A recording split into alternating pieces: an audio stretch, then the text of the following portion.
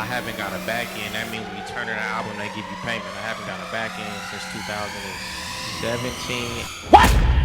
What the? And while Taylor Swift is fighting for people to be able to have streaming money, niggas is on the internet arguing with each other about some rap shit. Spotify to pay songwriters about $150 million less. As if y'all paid us enough already.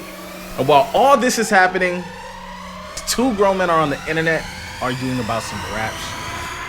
Bruh. So Vince Staples was just asked who he thought won the beef between Drake and Kendrick Lamar. And I think his answer really took a turn that the person asking the question didn't expect. But this is something that we all, as indie artists, indie rappers, indie musicians, should be listening to. Let's get into it. Hey, who you think winning between Drake and Kendrick? It's going up on social media. Don't trip, I got your back, bro. You don't want to know how I feel about that shit, bro. All right, look, get with me after the... You really want to know how I feel about that How shit? you feel? I want to know. Yeah. I think, so I'm signed to Universal, right? Yeah. I've been signed to Universal since I was 17. I haven't got a back end. That means when you turn in an album, they give you payment. I haven't got a back end since 2017, 18. So I done been on the same record label for 13 years, so to say. That record label just folded all of its independent labels and subsidiaries into each other, which means how we was kids, you got Rockefeller, you got Def Jam, you got all these things, none of them exist no more. They fired all the heads of the labels, and if they didn't, they turned them into glorified A&Rs. They cut off 50% of the people who work in all these departments. Most of those people is us, people of color that come from hip-hop and R&B and these other things, right? Then you got record labels opening up IPOs. You got record labels destroying their relationships with TikTok, Spotify, things that pay out artists because they want to start their own shit. So then we getting priced out of our contracts. We getting priced out of our imprints. There are no labels basically that are incentivized to sign black music, and it's happening in front of our eyes. And while Taylor Swift is fighting for people to be able to have streaming money, niggas is on the internet arguing with each other about some rap shit. So that's how I feel about it, honestly. And while all this is happening, guys, two grown men are on the internet arguing about some rap shit. Bruh. Now, what Vince Staples just did right there, what artists would call bars in a rap song, that was bars in an interview. Now, a lot of that might have went over the heads, right? So let's talk about it. Hey, who you think winning between Drake and Kendrick? Now, look at the laugh. He's laughing because we all know one, bro. Nah, let's get into it, though. So I'm signed to Universal, right? Yeah. I've been signed to Universal since I was 17.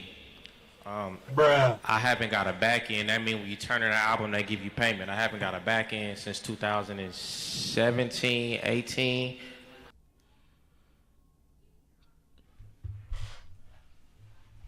Oh my gosh. Listen, this is what I think us as independent artists or artists in general who want to be on the labels, want to get these deals, want to get that large payday, don't understand that payday will probably be your last. Like, honestly, like, and of course they have that 1%, right? We have our Drakes, we have our Taylor Swifts, we have our just major artists that make it past their initial first deal. But guys, that's the 1% that actually makes it past it. There's a whole 99% that probably never makes it out that deal and never gets signed again. As we just heard, Vince Staples said, since he signed his record deal, he hasn't seen a back end check from turning in an album. And when you get that advance, you have to recoup your advance, right? Your label has to recoup all that money that they gave you, right? It's in advance. It's not a, hey, take this money. We love what you do. We want to invest in you now. No. They're giving you that money saying, here's it up front. We're going to need that back and some. Oh, you remember that meal you done took at the airport? Yeah. We need that back too. Oh, and you remember that clothes that you thought was free? No, you paid for that, right? Out of our money. So we're going to need that back too. And the clothing designer that we sent you that works for us, yeah, we need that back too, even though they on our team. We're still going to need that back. So you're not going to see a dime until you recoup all that. Then you start seeing some royalties, right? If you make it that far. But lots of artists think, hey, yeah, I could get a 3-album deal, turn in 3 albums. That's easy. I can make 3 albums. I made 7 before I got signed. Yeah, except for you don't control when your music comes out because the label now controls when you move and when you don't move. Most times it's going to be not moving because they have other artists that are probably maybe priority, which means they come first, which means they're not going to have an artist competing with their other artists. So I done been on the same record label for 13 years, so to say. That record label just folded all of its independent labels and subsidiaries into each other, which means how we was kids, you got Rockefeller, you got Def Jam, you got all these things, none of them exist no more. They fired all the heads of the labels, and if they didn't, they turned them into glorified A&Rs. They cut off 50% of the people who work in all these departments. Warner Music announces plans Wednesday to cut 600 employees in the record label's conglomerate's latest cost-cutting efforts as the company seeks to sell part of its entertainment portfolio. Things are changing, y'all. We have to see it. We have to move appropriately. Now, what does that tell you? That tells me that there's change coming, right? And when there's a change coming, we all need to pivot.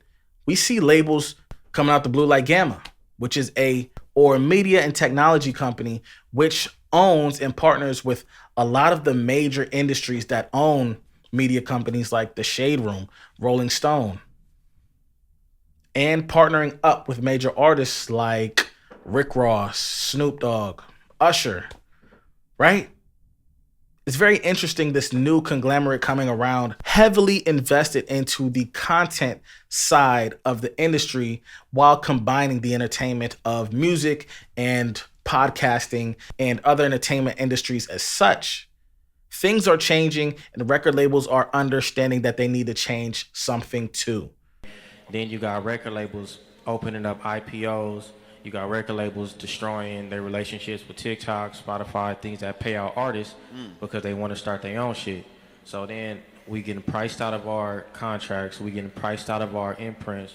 There are no labels basically that are incentivized to sign black music, and it's happening in front of our eyes.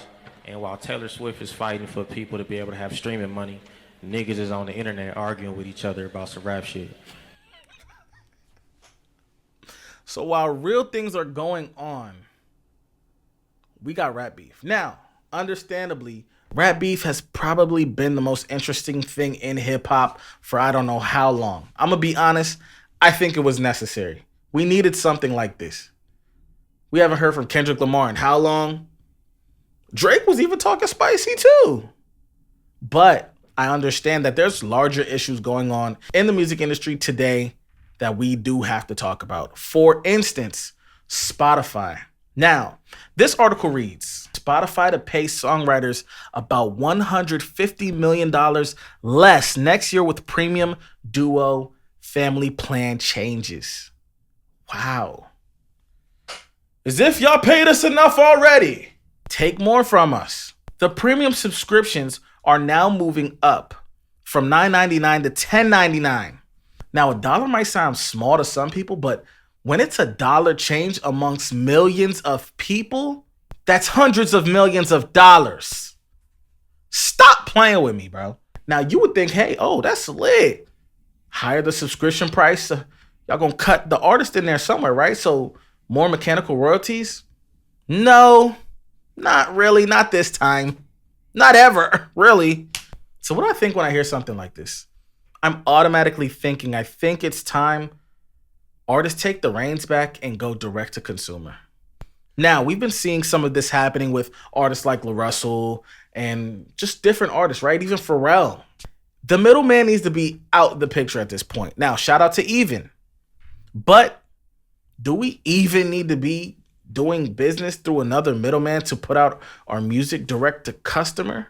Now, somewhere down the line, of course, we're going to need the technology to get the music out there. But it doesn't necessarily have to be that way. There's plenty of different ways that we can put out our music and get it to our customer more efficiently. So we know and own all the data. We know who's listening.